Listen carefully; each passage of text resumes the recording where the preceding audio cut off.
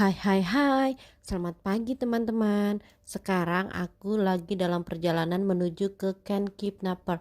Apa itu Kidnapper? Itu loh tempat wisata cagar alam yang besarnya sekitar 13 hektar. Tujuan aku ke sana adalah untuk mengamati burung yang luar biasa dengan pemandangan pantai dan ganet-ganet yang dramatis. Jadi nanti kita bisa melihat bagaimana mereka kawin, buat sarang, terus melihat telur-telurnya. Jadi sekarang ini adalah season dimana mereka lagi reproduksi ya teman-teman. Dan ada apa lagi di sana? Iya, ada lapangan golf. Nah, di sana lapangan golfnya itu dianggap sebagai salah satu lubang golf terbesar di dunia. Keren nggak tuh? Ada juga hotel penginapan yang harganya dimulai dari $700 dan ya bisa dikalkulasikan aja berapa ya teman-teman kalau dirupiahkan. Tur darat Gannet Safaris atau petualangan pantai Ganetnya itu kita nanti dipandu sama guide-nya ya teman-teman. Untuk turnya sendiri itu memakan waktu 3 jam ya teman-teman. Jadi nanti kita wisata dari bibir pantai, terus kita melihat keindahan alam di sana sampailah ke tujuan kita Kidnapper tadi, yaitu lihat burung ganet terbesar di dunia. Untuk tiketnya sendiri itu per orang di harga sekitar $96. Jadi tinggal dikalikan aja ya ke rupiah teman-teman berapa. Nah ini kita udah sampai ke tujuan teman-teman, di mana kalau kita mau daftar kita kesini dulu atau by phone bisa teman-teman. Nanti kita naik bus itu. Sekarang aku mau pindah ke bus, prepare semuanya. Abis itu kita tur bareng-bareng ya teman-teman. Segida.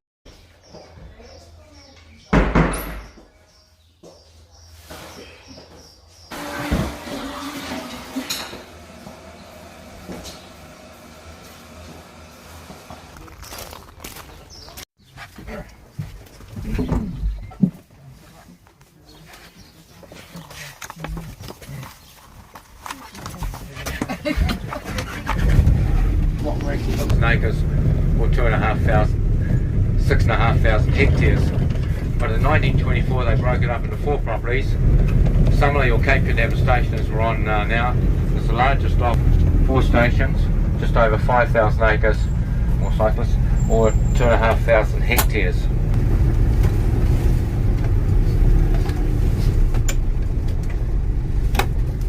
Nicely here, and then they'll open the gate.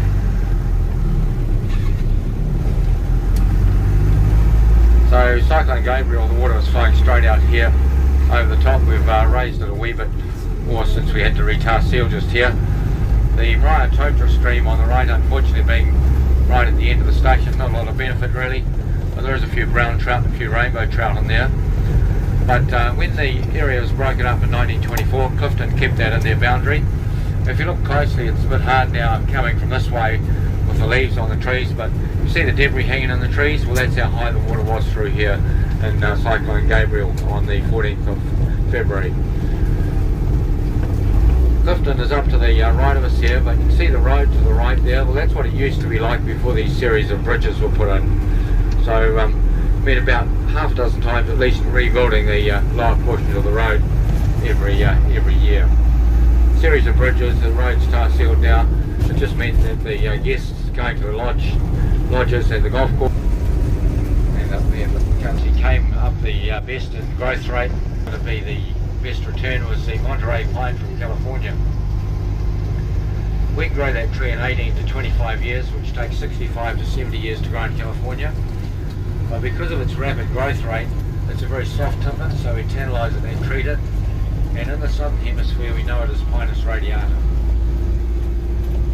So when the trees are first planted, they're only about 3 till harvest. But you see all the prunings on the ground there, but also where the knot trees close to the road a bit later, which are very close to harvest. The sawmill going, and the flooding, there was Kenworths parked in the driveway as you go into the mill, and it was over the bonnet, so to give you some idea of how much water went through there. But the Ruahine Ranges back to the right of us, we'll swing around again in a moment, but the Carwick is out on the left. Generally they're snow covered during the winter, but it can get quite cold from the west and southwest, but when there's no snow up there you get a warm breeze coming over the top, warms up pretty quick. But Mahia Peninsula, which we can see not quite the end of it because the trees are in the way. We should be able to see the end of it once we get further around, but on the end of Mahia Peninsula is our Cape Canaveral of New Zealand, so that's where Rocket Lab launches their satellites into space from there. So sea level, excellent view from up there on a clear day. The road's sealed to the top. To the left is Mount Erin, which has got local TV translators on the top.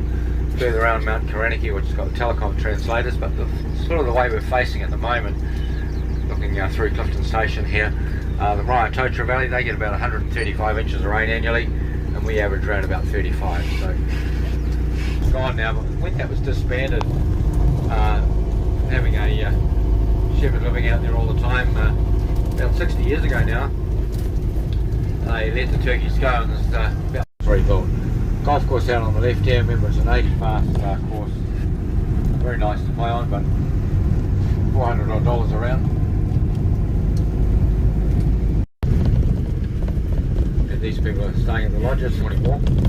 Yeah, just let these people go past. Right out there, very flat plateau, right? It's so similar. They're probably 40 minutes to do out the left here.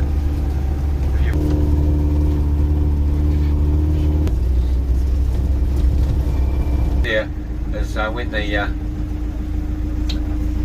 ducklings or the younger literally duck for cover because they're harrier hawk. Can't see them flying around at the moment, but they like eating ducklings and also. But that wind must have picked up a little bit. While we stopped, that's it all stopped. No, they were there because the people that were walking got caught in the slip. I've got these photos here. Once we get out, I'll pass them along in a line. So if you head sort of where the boxhorn bush has been sprayed, just in that V there. But if you look at the photos here for a minute, the top one here, that's the tractors. They got trapped under it, so they had to be dug out.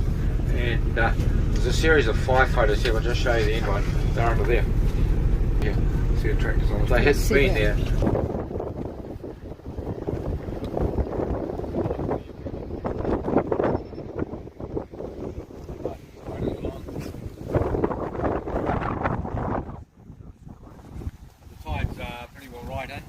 Down there, it goes just to the other side of that, so it doesn't go down very far really at all.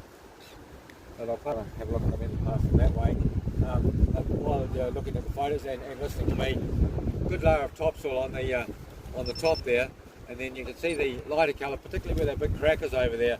That lighter colour to the right is actually volcanic ash when Taupo erupted about 1800 years ago. Lake Taupo is one of the mega volcanoes in the world. Then you've got a clay layer underneath. And then you've got the mohawk gravel, which is the shingle and everything sort of compressed. And then see where those trees are down there. See where the trees are down there. If you follow that clay line along, see how it takes a jump up? That's the first fault line. Go above the slip now, so the lines are a bit higher. That's the second fault line. And where the 2 lines are together on that last cliff, that's the third fault line. So we've got the Australian plate pushing the Pacific plate up, so that gives us a tilt, how it's tilted down like that. Where the plate boundaries are actually along the valley behind us, so very close to us. But Napier straight out in front of us. During the 1931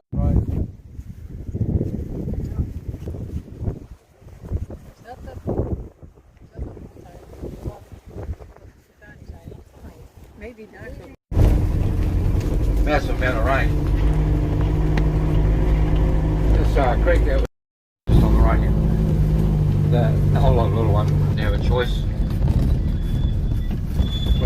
Ordinary ones first, and the bird life didn't take any notice of them, so that was good. You can see a few fossil shells on the left there as well. Then they dropped the real McCoy they give it a slightly higher dose. So your automated lighthouse. Use that across the hillside down to the sea. But this dam is extremely good. A potato type colour, 40 to 43 days of incubation for it to hatch out. Both parents incubate the egg by standing on the egg and wrapping their feet around them. The lines in their feet are thermal veins solely for the purpose of incubating the egg, which takes 40 to 43 days. But when the chick first emerges, they're actually totally naked, and then they get a white fluffy down on in about 8 to 10 days. 6 to 7 weeks they start getting the juvenile plumage, which is the grey black speckled plumage, which they keep for about 8. It's because quite a shard have fallen off on the right hand side in the last 4 weeks actually. So it is a eroding away. As we go up the hill here, you'll see the caves. They went there when we were kids. So there will be another pinnacle there in due course, probably not all that far away either, but there used to be 2 more there, one on the inside of that one and one on the outside. You can see the waves breaking up, so there's quite a swell running this morning.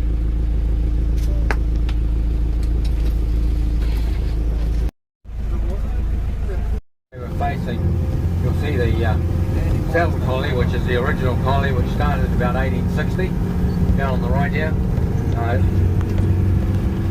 And the caves, of course,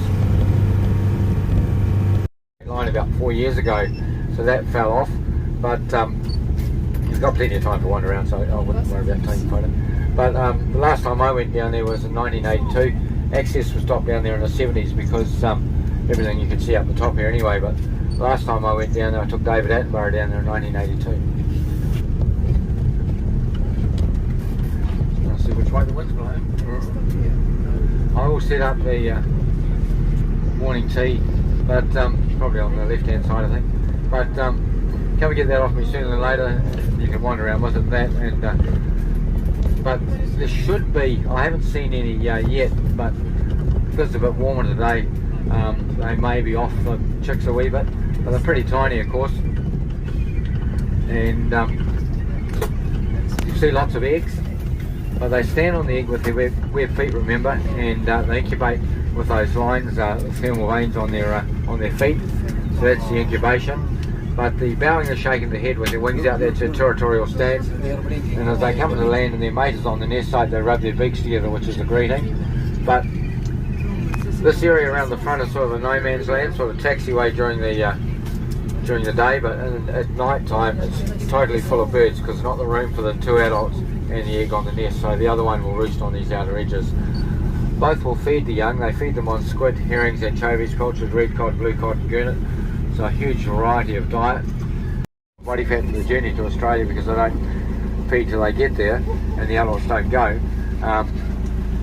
Only 30% survive the journey, but it doesn't sound a lot, but because they're long lifespan, they're still increasing on average about 3%. You'll notice they're flying around in a pattern. Generally they'll fly around about 3 times to land in the right place, and if they don't land in the right place they certainly get told off about it and attacked by whose territory they land on. They're very territorial, but they don't worry about us at all, as long as we stay over this side of the chain and they can read, so they stay over that side.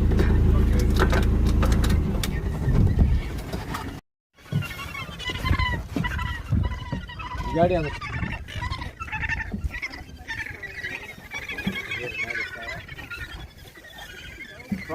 probably about